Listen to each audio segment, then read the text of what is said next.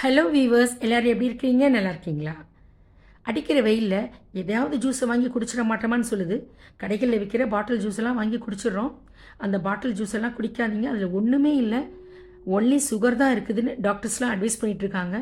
நம்ம வீட்லேயே எளிமையான முறையில் டேஸ்டியாக ஹெல்த்தியாக நம்ம சர்பத்துக்கள் தயாரித்து நம்ம குடிக்கலாங்க. அதுக்கு இன்றைக்கி நான் செய்ய போகிறது முஹப்பத் கா சர்பத் தான் பண்ணியிருக்கேன்.